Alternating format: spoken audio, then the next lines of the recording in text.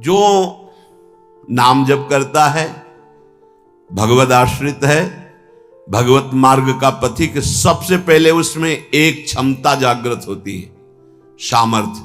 क्या? द्वंद्व रहित। सेवक जी महाराज सेवक वाणी में, शत्रु मित्र सम जानी, मानि मान अपमान सम, दुख सुख लाभ नहानि, यह जो कृपा हरिवंश की। जिसके मुख में नाम चलता है और चित्त चरणारविंद के चिंतन में रहता है, मुख बरनत हरिवंश, चित्त नाम हरिवंश रति, मन सुमिरन हरिवंश। तो ये क्षमता आ जाएगी। क्या? ये द्वंद्व है, शत्रु और मित्र में समान भाव, मान और अपमान में समान भाव, लाभ और हानि में समान भाव, सुख और दुख में समान भाव, निंदा और स्तुति में समान भाव। तो बोले द्वंद्व रहित, द्वंद्व विमुक्ता। ये पहली साधक की वृत्ति जागृत होती है, ध्यान रखना। अगर आपकी साधना परिपक्व अवस्था की तरफ जा रही है, आपकी साधना ठीक है, तो पहला लक्षण है तितिक्षवः, वो बहुत धैर्यवान और सहनशील होगा। सुख दुख लाभ हानि मान अपमान निंदा स्तुति, इसमें वो समान भाव रखेगा। चलो हमारी स्थिति ऐसी नहीं, लेकिन हमें सुनने को मिला तो समान भाव रखने की चेष्टा तो करें। पूज्यपाद सिरुड़िया बाबा जी महाराज, यदि तुमसे कोई द्वेष करता है और तुम्हें भगवत प्राप्ति करनी, तो वो जब दिखाई दे तो उसके चरणों में प्रणाम करो।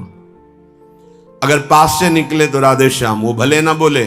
अगर तुम ऐसा किए तो उसके बैठे हृदय में जो श्री भगवान हैं वो मिल जाएंगे तुम्हारे को। अगर तुम्हारी दृष्टि दोषयुक्त हुई तो कर लो भजन, जब तक वो नहीं मिटाओगे तब तक भगवत प्राप्ति नहीं होगी।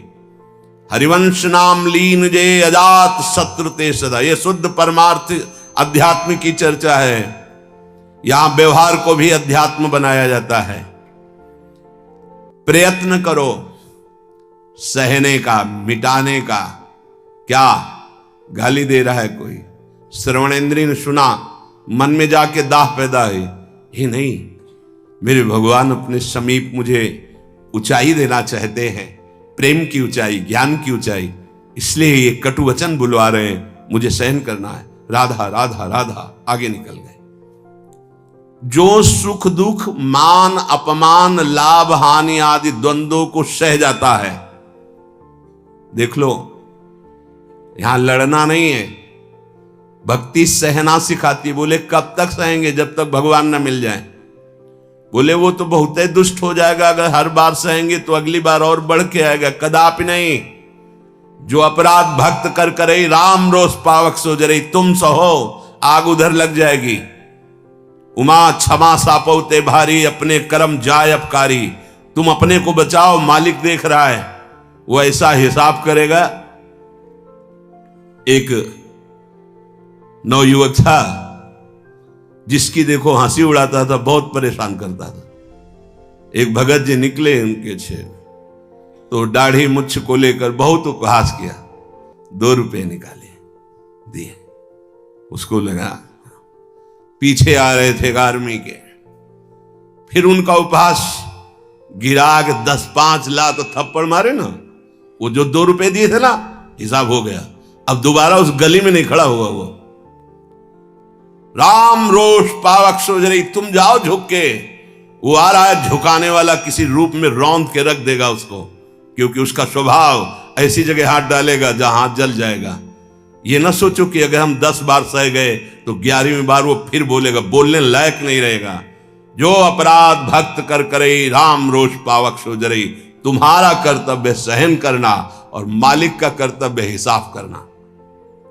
एक साधु जा रहे थे, गंगा किनारे भ्रमण कर रहे थे, तो छड़ी रखते, सोटा लंगोटा लोटा ये साधु के पास रहता है, तो सोटा लिए हुए थे और अपनी मस्ती में जा रहे थे ऐसे, पीछे धोबी कपड़ा धो धो के ऐसे सब फैलाए हुए था सूखने के लिए।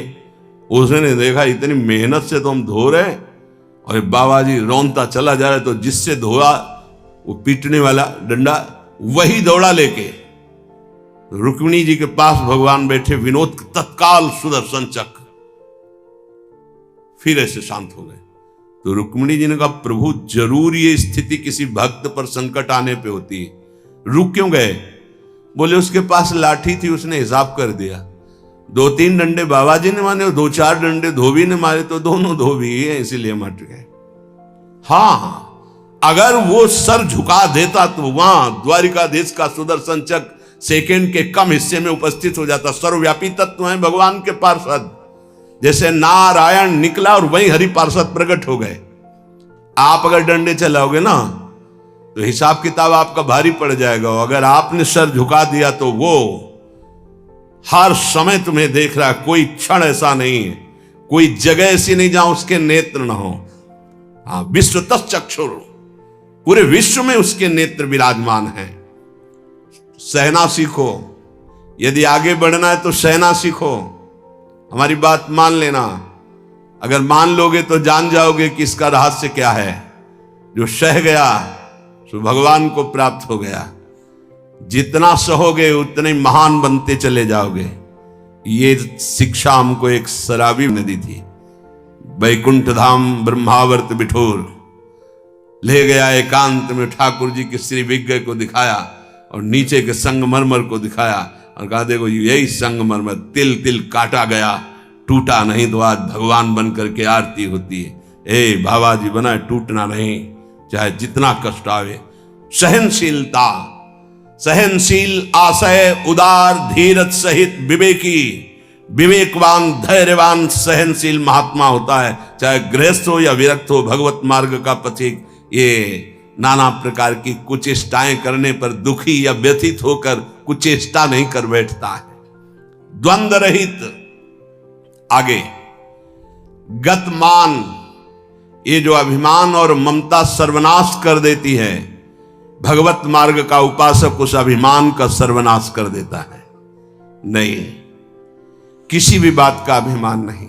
सच्ची कहते हैं जिस क्षण प्रभु बुलवाना ना चाहे तो एक शब्द भी नहीं आता हृदय में। कई बार हृदय से एकदम शून्य, खाली। अब न कोई प्रश्न का उत्तर है, न कोई प्रश्न है, न कोई वार्ता है। वो दे रहे हैं तो हो रही है, और वो ना दे तो का बोलने की हिम्मत नहीं है। शब्द और शास्त्र ज्ञान और व्याख्या तो अलग जाने दो, वही बुलवा रहे, वही सत्य चेष्टा करा रहे। इस सत्य मार्ग पहाड़ पे चलना है, ये हमारे चढ़ने की योग्यता नहीं, पर वो वाचालम बना देते हैं। मूक को पंगु से पहाड़ चढ़ा देते हैं। सांप का छोटा बच्चा गरुड़ को पछाड़ दे, राम कृपा हो जाए, हां तो लघु ब्याल गरुड़ को खा जाए, ऐसी सामर्थ्य पैदा कर दे भगवान। सब कुछ भगवान की सामर्थ्य से सत मार्ग का होता है। सब कुछ हमारे अहंकार से असत मार्ग का होता है। अहंकार त्यागी, सत मार्ग का अनुरागी।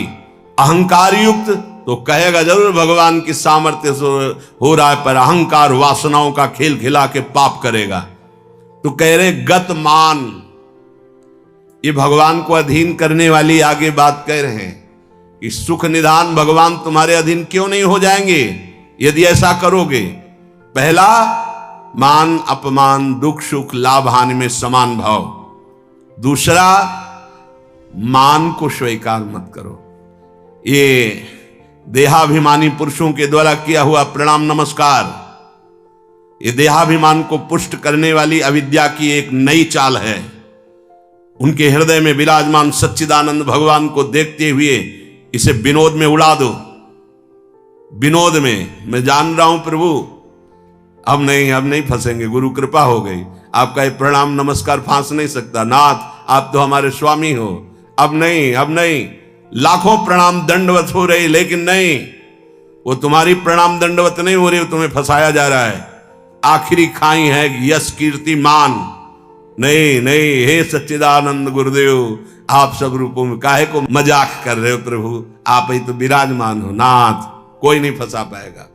अब हम तो बड़े भजनानंदी, हमारा बड़ा नाम हो रहा है, प्रणाम नमस्कार हो रहा, तो आगे है खाई, उसमें मुंह भरा गिर जाओ, निकल नहीं पाओगे। जैसे कंचन की खाई, कामिनी की खाई, ऐसे कीर्ति की खाई। तो गत मान सबहि मान प्रदापमानी, सबके चरणों में बंधन भक्ति, मेरे नाथ इन सब रूपों में विराजमान।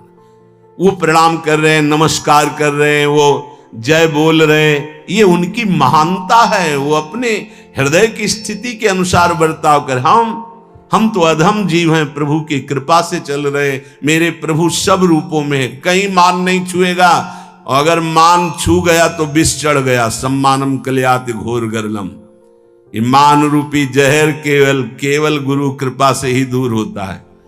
एक ही जगह इस मान की धुलाई होती, दूसरी जगह नहीं। और दूसरी जगह तो आप जहां भी जाओगे वैष्णव चिन्ह देख के सम्मान होगा। एक है घाट, गुरु घाट, जिनमें इसकी धुलाई होती है, वहां कोई भी तुम्हारी चतुराई नहीं चलेगी, कोई भी गुण नहीं चलेगा, कोई भी प्रभाव नहीं चलेगा। वहां धुल के रख देते हैं इस मान को, और जहां मान धुला और दैन्यता आई तो हरि कंठ लगा लेते हैं, भगवान उसे अपने समीप रख लेते हैं। बलिहारी गुरु आपने, जिन्होंने मान को मिटिया मेट कर दिया। बलिहारी कभी नहीं सुधरता है मान का स्वभाव। ये गुरुदेव, इसीलिए गुरुदेव के हाथ का खिलौना कोई बिरला ही बनता है। अहंकार के हाथ के खिलौने तो सब बने हुए, जैसी चाबी भरता है अहंकार, वैसे ही खेल हो रहे। लेकिन कोई गुरुदेव के हाथ का खिलौना विशेष लाडला होता है। भर दी चाबी, अब उसके हृदय में खेल चल रहा है निकुंज का। मान का त्याग करा करके दैन्यता का भाव प्रकाशित करना, ये प्रेमी महापुरुष सदगुरुदेव की कृपा से होता है। गत मान, आगे ज्ञान रथ। ज्ञान किस बात का? एक क्षण भी प्रभु का स्मरण न छूटे, इससे बड़ा कोई ज्ञान नहीं। बात पकड़ लो, तुम्हें कुछ आता हो या ना आता हो, बस राम कृष्ण हरि राधा राधा बोलना आता है, इससे बड़ा कोई ज्ञान नहीं है। ये भगवद स्मृति है। यस्य स्मरण मात्रेण जन्म संसार बंधनात् विमुच्यते, नमस्तस्मै विष्णवे प्रभु विष्णवे, जिनका स्मरण मात्र जन्म मरण बंधन से मुक्त कर देता है। राधा राधा कृष्ण कृष्ण। ज्ञान रथ, जब आप नाम जप करेंगे तो स्वाभाविक, सच्ची मानिएगा, इस शरीर से प्यार खत्म हो जाता है। ये बहुत व्यवस्थित भगवान की कृपा से चलता है, पर इससे राग नहीं रहता। पुराने कपड़े से जैसे तुम्हारा कोई राग नहीं रहता, फेंक देते हो कूड़ा में, ऐसे ही इस शरीर से ज्ञान रत उपासक को कोई संबंध नहीं रहता। बिल्कुल समझ लेना। जैसे कबाड़ में पड़ी हुई गाड़ी से ध्यान आएगा, ऐसे गया, पर आपकी रति नहीं होगी क्योंकि बेकार हो गई है। ऐसे हर समय उपासक की दृष्टि में गाड़ी, ये जो पांच भौतिक गाड़ी, ये केवल भगवत प्राप्ति के लिए है। अगर ज्ञान प्रकट हो गया तो इससे कोई रति नहीं रहती, इससे कोई अपना शरीर का राग मिट जाना ही सब ज्ञान है। भगवान नाम में रुचि हो जाना ही सब ज्ञान है।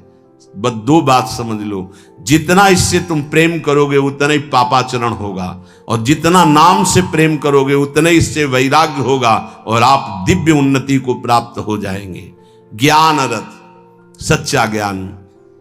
मैं भगवत स्वरूप हूं, ये मैं शब्द अंतःकरण से निकलता है। बस स्वरूप हूं है, मैं के साथ हूं है, नहीं तो स्वरूप, बस स्वरूप। मैं स्वरूप हूं, ये अंतःकरण धर्म से निकल रहा है, और केवल है स्वरूप, ये है, वहां कोई और शब्द नहीं जुड़ता, न मैं न हूं, वो है, वही है, वो भी खत्म, केवल है। यह है पूर्णता, ज्ञान की पूर्णता, भक्ति की पूर्णता है। कौन? गोविंद, गुरुदेव, किशोरी जी है। बिरत खटाई नाना कस, जैसे कुछ धातुएं होती हैं उनमें खटाई डालते तो बहुत जहरीली हो जाती है, ऐसे ही उपासक को हर भोग दिखाई देता है जहरीला। ब्रह्मादिक के भोग सब विषम लागत ताई, तो कहे फिर सुख क्या उसको मिलता होगा? गांव में जब गुड़ बनाया जाता है तो ऊपर का जो फेन निकलता है ना, गांव के जो गरीब लड़के होते हैं दौड़ के वो चाटते हैं, बड़ा मीठा अच्छा लगता है। कहीं उनको रबड़ी मिल जाए तो उसकी तरफ देखेंगे क्या? नहीं देखेंगे, क्योंकि अब उससे बहुत कई गुना बढ़कर के आनंददायक वो रबड़ी मिल गई। जैसे निर्मल विशाल मृदु जल का जलाशय मिल जाए तो छोटे छोटे गंदे गड्ढों की याद नहीं आती, ऐसे सच्चिदानंद भगवान का सुख स्फुरित होता है जब, तो गंदे विषय विष की तरह दिखाई देते। ब्रह्मादिक के भोग सब विषम लागत ताय। तो बोले उस उपासक के हृदय में इतना वैराग्य हो जाता है जैसे वमन, खाने को मन नहीं होगा, विष्ठावत मलवत त्याग, मल त्याग के बाद कोई अहंकार नहीं होता, अर्थात वो त्यागी भी है और अहंकार का त्यागी है।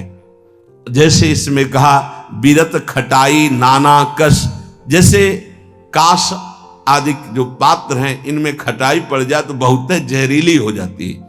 बोले ऐसे ही ये सारे विषय उसे जहरवत दिखाई देते हैं। इसीलिए जो विषय प्रिय लग रहे हैं उनसे पिंड छुटाना हो तो भगवान को अर्पित करके भोग लगा के पाओ। गंदे विषय भगवान को भोग लगाए नहीं जाते। अगर कोई भी प्रिय पदार्थ है आपका कि ये तो हमें बहुत पसंद है, तो उससे पहले 20 मिनट प्रभु को भोग लगाओ और थोड़ा प्रसाद लेके बांट दो। कोई और ना हो तो पशु पक्षियों को बांट दो, राग खत्म हो जाएगा, पक्का राग खत्म हो जाएगा। ये गुरुजनों के अनुभव की बात है। कुछ ऐसे पदार्थ होते हैं, पूज्य राधा बाबा भाई जी से कहा कि सब ठीक है आपकी कृपा से, पर मिठाई देखते ही प्रीता बढ़ जाती, तो क्या अभी हमारा राग है मिठाई में? भाई जी हर समय बाबा की मनोवृत्तियों को देखने वाले महापुरुष, तो उनका नहीं, तुम्हारी स्थिति में मिठाई का राग नहीं है, ये स्वभाववश शरीर की आवश्यकतावश पूर्व अभ्यास रहा है। तो ऐसा हो जाता है कि जैसे सब पदार्थ रखा है, जो प्रिय है उसे उठा लिया और पाने लगे, उसका कोई राग नहीं है, स्वभाववश तुम्हारे शरीर को आवश्यकता है तो स्वभाव बन चुका है, पर राग नहीं है। पर अपने लोगों की स्थिति नहीं है, अपने लोगों का राग है। हमें जो राग है सच्ची मानो गुरुजनों की आज्ञा पे चले तो नष्ट हो जाएगा। जो प्रिय से प्रिय वस्तु लगे 20 मिनट भोग लगाना, दिखाना नहीं केवल, क्योंकि होगा ना कि गरम गरम पकौड़ा और चटनी हो सब दिखा लो तो श्री जी को पालो, नहीं, रसेंद्री को नहीं, श्री जी को पवाओ और इसके बाद एक पकौड़ा चटनी आप लो, बकाया दूसरे को दे दो, आप अपना पेट भरो रोटी से। आप देखो ना आपकी रसेंद्री बस में, रसेंद्री बस में हुई हर इंद्री बस में हो जाएगी। यहां कह रहे बीरत खटाई नाना कस, ये नाना प्रकार के भोग भोगते समय बहुत व्यतीत हो गया। उस उपासक को ये विश्वत नजर आते हैं जिसको भगवत प्राप्ति की चाह होती। तो बोले सुख निधान सुजान कौशलपति वे प्रसन्न कहू क्यों न होई बस। यदि ऐसे चलोगे तो भगवान बिना बुलाए आपके पास आ जाएंगे। कैसे? द्वंद्व रहित, मान अपमान निंदा स्तुति समान भाव से सह जाओ। गतमान, कोई सम्मान करे स्वीकार मत करो, उसके भोक्ता मत बनो। ज्ञानरत, ये शरीर नष्ट हो जाएगा, तुम अविनाशी हो। विषय विरत खटाई नाना कस, जितने भोग हैं इनमें कोई सुख नहीं है। और फिर जैसे देह गे से प्यार करते ऐसे प्रभु से प्यार करने लगे। तो कह रहे प्रभु अपने आप आपके अधीन हो जाएंगे। सर्वभूत हित निर्व्यलीक चित भगति प्रेम दृढ़ नेम एक रस। तुलसीदास यह होई तबहि जब द्रवे ईश जेहि हतो शीस दस। भगवान जिसको अपना बनाना चाहते हैं तो उसके हृदय में एक बात प्रकट होने लगती है, कैसे सबको सुख पहुंचाऊं। सर्वभूत हित, ये बात, ये लक्षण है भक्त का। हमारे अंदर भक्ति आई, इसका लक्षण किसी को भी दुखी देख के मन कैसे इसको सुख पहुंचाऊं, भले हम कुछ नहीं कर पा रहे, लेकिन सर्वभूत हिते रताहा हमारे हृदय में आ गया, कैसे इसको सुख पहुंचाऊं। गोस्वामी जी ने संत हृदय की महिमा का वर्णन करना प्रारंभ किया तो लगा जैसे मक्खन कोमल होता है, ऐसे संतों का हृदय कोमल होता है। तो लिखा, संत हृदय नवनीत समाना, पर विचार किया तो दोष हो गया। मक्खन तभी पिघलता है जब उसमें स्वयं ताप लगे, फिर तो संत की हृदय की बात गलत हो गई। अगर स्वयं के दुख में हृदय द्रवित होता है तो सबका होता है, ये मक्खन का उदाहरण तो ठीक नहीं बैठा। तो आगे तुरंत लिखा, कहा कविन पर कहीं न जाना, निज परिताप द्रवई नवनीता, पर दुख द्रवहि सो संत पुनीता। संतों का हृदय मक्खन जैसा होता है, कवियों ने कहा पर ठीक नहीं बैठा, क्योंकि मक्खन को स्वयं जब ताप लगता है तब पिघलता है, लेकिन संत तो दूसरे के दुख को देख करके द्रवित हो जाते हैं। सर्वभूत हित, जो समस्त भूतों का मंगल सोचता है, तो आनंद घन चतुर शिरोमणि भगवान उस पर प्रसन्न हो जाते हैं, उसके हृदय में निर्विकारता प्रकाशित हो जाती है, उसका चित्त एक रस सच्चिदानंद सुख में निमग्न हो जाता है। तुलसीदास जी कहते हैं, ये सौभाग्य उसी को मिलता है 10 शीश का हनन करने वाले भगवान जिस समय जिस जीव पर कृपाल होते हैं तो सत्संग मिलता है, और सत्संग से ये सब प्राप्त हो जाता है। अगर हमें नाम ऐसा प्रिय लगने लगे तो सब लक्षण आ जाएंगे। भगवान से भी बढ़कर के भगवान का नाम, ये शाम के कल बहुत इसका चिंतन होता रहा, बार बार हृदय आह्लादित होता था कि गजब की निष्ठा, नाम की गजब की निष्ठा। ध्यान पूर्वक सुनिए, हर शिकायत खत्म हो जाएगी।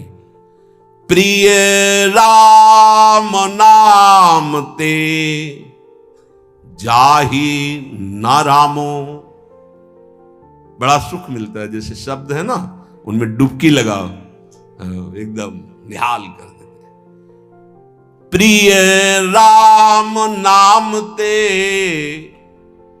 जाही न रामो, ताको भलो कठिन कलिकाल हूं, आदि मध्य परिणामो, प्रिय राम नाम ते जाही न रामो। ये बैठा लीजिए, ये जीवन की सार बात। पद तो गोस्वामी जी का कई बार, लेकिन इससे पहले महामहिम पूज्य श्री भाई जी हनुमान प्रसाद पोद्दार जी के द्वारा ये बात मिली थी। जीवन में पहली बार ये बात पूज्य भाई जी के द्वारा मिली थी। कि अगर तुम्हारे सामने भगवान आ जाए, उनके दर्शन कर रहे हो, नाम छूट गया, तो हमें नहीं चाहिए ऐसे भगवान जिससे हमारा भगवान का नाम छूट जाए। ये भाई जी की बात। फिर पद मिला बहुत काल के बाद, ये कल पुनः इसका कृपा करके गोस्वामी जी ने दर्शन कराया और चिंतन कराया। बेपरवाह, अद्भुत मस्ती है इस बात में। जिसे भगवान नाम इतना प्यारा लग गया है कि यदि स्वयं भगवान कहें कि अब मैं तुम्हें मिल गया, मेरे लिए तो भजन कर रहे थे, अब आज से नाम जपना छोड़ दो, तो वो स्वीकार नहीं करेगा। उपासक कहेगा नाम नहीं छोड़ सकता, महाराज आप आओ या ना आओ, आप जाओ या रहो, आपकी मर्जी की बात। नाम से प्रिय बढ़कर आप नहीं हो हमें। ये बात बहुत बड़ी बात। जब भगवान की बात आ गई तो ये भोगों की बात क्या रह जाएगी भाई। ये पद प्रतिष्ठा रुपया पैसा, अभी नाम का स्वाद ही नहीं चखा। ये ताको भलो कठिन कलिकालो आदि मध्य परिणामों। आज कल परसों हर समय परमानंद बना रहेगा। एक कलयुग कुछ नहीं बिगाड़ सकता। यदि जिह्वा में ऐसा प्यार उदय हो गया कि मुझे नहीं चाहिए और कुछ, जो हमें नाम छोड़वा दे वो कुछ संसार की पद प्रतिष्ठा तो जाने दो, हमें भगवान से भी नहीं मिलना। यदि वो आ जाए और नाम छूट जाए तो मुझे उनका आना नहीं। प्रिय राम नाम ते जाही न रामो। ये बहुत बड़ी बात है, ये जनसाधारण नहीं समझ सकते। बहुत बड़ी बात। कैसे छूटेगा फिर नाम? सोचो कैसे छूटेगा। आग लग जाएगी कि ओहो, जिस नाम के बराबर नामी से मिलन की भी बात नहीं कही गई, उस नाम को हम चंद विषयों में, तुच्छ विषयों में, तुच्छ व्यक्तियों के मायाजनित संभाषण में छोड़ देते हैं। हमारी कहां की निष्ठा? गोस्वामी जी कह रहे हैं, प्रिय राम नाम ते जाहि न रामो। बार बार इसलिए करें, बैठा लो। सकुचत समुझी नाम महिमा, मद लोभ मोह को कामो। राम नाम जप निरत सुजन पर, करत छाह घोर घामो। प्रिय राम नाम ते जाही न रामो। बस यही लगता है, यही परम विश्राम है। इससे बड़ी कोई बात नहीं हो सकती। राम जी मिल जाएं और वो कहें कि हमारा नाम छोड़ दो, अब हमें स्वीकार करो, हम तो मिल गए ना, तो वो उपासक भगवान से कह देगा आप चले जाइए। जिस नाम के बल से आप हमारे पास आए, उस नाम को मैं नहीं छोड़ सकता। आप कभी मत दर्शन देना, कभी मत आना, आप हमें हर दुख देना, पर मैं नाम नहीं छोड़ सकता। ये बात पकड़नी, ये बात पकड़नी। पकड़ लो, सब कुछ तुम्हारे अधीन हो जाएगा। मुझे आपसे मिलने की आवश्यकता नहीं है यदि नाम छूट जाए तो। यही भाई जी लिखा था प्रियालाल के लिए, राधा कृष्ण के लिए। सबसे पहले भाई जी की बात तो थोड़ी देर तो विचार चलता रहा इस विषय का कि नाम साधन है और साध्य है प्रभु। जब प्रभु को हम देख रहे हैं तो नाम भूल गए तो कौन सी बड़ी बात है, क्योंकि नाम का फल तो प्रभु ही थे ना। उस समय समझ में नहीं आया, बाद में समझ में आया उन्हीं महापुरुषों की कृपा से, जो आज गोस्वामी जी कह रहे हैं कि यदि कोई कहे कि तुम्हें राम मिल जाएंगे, या राम जी ही कहें कि मैं मिल जाऊंगा, मेरा नाम छोड़ दो, तो उपासक का हृदय कहेगा, नाम जापक का, कि यदि आपके मिलने से नाम छूट जाता है तो आप कभी हमसे मत मिलिए। मुझे आवश्यकता नहीं आपसे मिलने की। यदि मेरा गुरु प्रदत्त नाम छूट जाए तो आपके मिलने की आवश्यकता नहीं। उसका नाम ऐसे चलता है हृदय में, श्वास में, जिह्वा में, रोम रोम में। ऐसा अपार प्रेम उसके हृदय में प्रकट होता है, ऐसी मतवाली मस्ती होती है कि भगवान उसे कभी छोड़ ही नहीं सकते। इस कराल कलिकाल में आदि, प्रारंभ, मध्य और अंत, कभी किसी का कल्याण हुआ है या हो रहा है या होगा तो ऐसे नाम प्रेमी का होगा। ये आदि मध्य परिणामों। अगर नाम जब चल रहा है तो जो पीछे महापुरुष हुए हैं, जो अब हैं, जो आगे होंगे, वो नाम के प्रभाव से ही हैं। नाम की महिमा इतनी अपार है, ध्यान दीजिए। अभिमान, लोभ, अज्ञान, क्रोध, काम, ये उसके हृदय में ही नहीं रह जाते जिसके निरंतर नाम चलने लगता है। ये सब सकुचाकर भाग जाते हैं। जैसे किसी महान बलशाली को देखकर छोटे मोटे योद्धा गर्दन झुका के भाग जाते हैं। ये काम आदि दोष उन्हीं को परेशान करते हैं जिनके नाम नहीं चल रहा।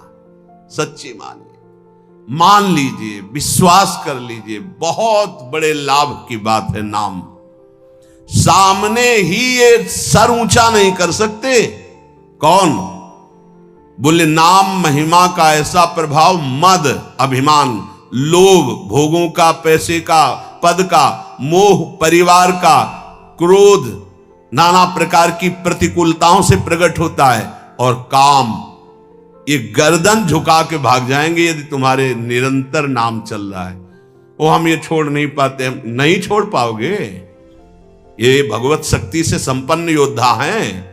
नाम नाम चल रहा है, भाग जाएंगे। नई अवस्था ठाकुर हरिदास जी की, बस नाम चल रहा है।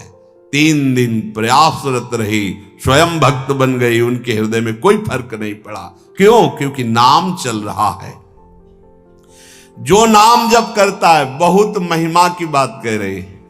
राम नाम जप निरत सुजन पर करत छाह घोर घामो। घोर धूप में भी वो धूप छाह से भी बढ़कर शीतल बन जाएगी नाम जापक को। अर्थात घोर विपत्ति, घोर प्रतिकूलता उसके लिए भारी अनुकूलता और मंगल बन जाएगी, जिसकी जिह्वा पे नाम चल रहा है।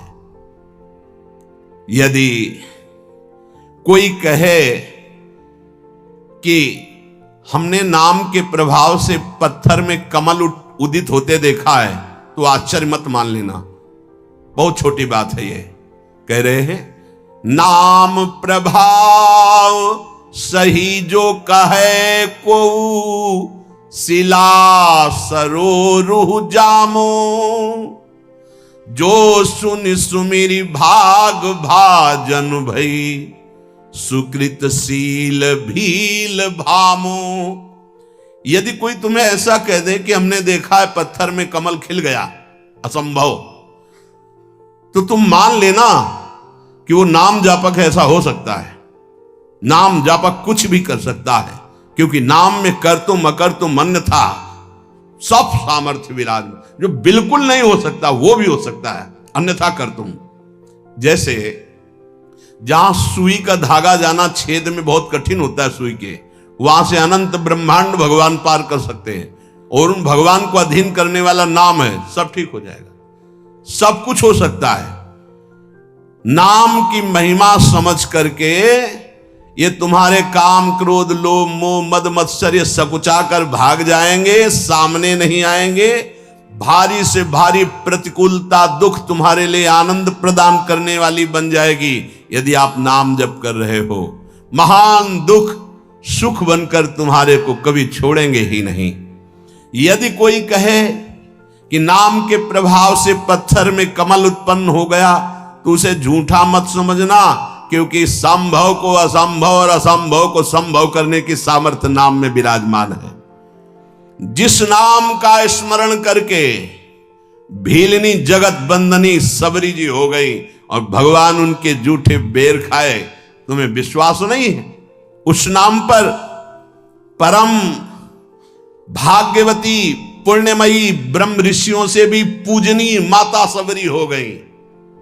और ऐसे जो सीधा राम राम नहीं बोल पा रहे थे, मरा रमा, वो भगवान के अवतार के पहले भगवान की लीला लिखने की योग्यता प्राप्त कर ली। जो अपने भाव से भगवान नारायण नहीं पुकार रहा था, अपने पुत्र को पुकार रहा था, उसे परम पद प्राप्त हो गया। इसलिए उल्टा कुभाव से किसी संबंध से कैसे भी जिसने भगवान के नाम का उच्चारण किया उसका मंगल ही मंगल है।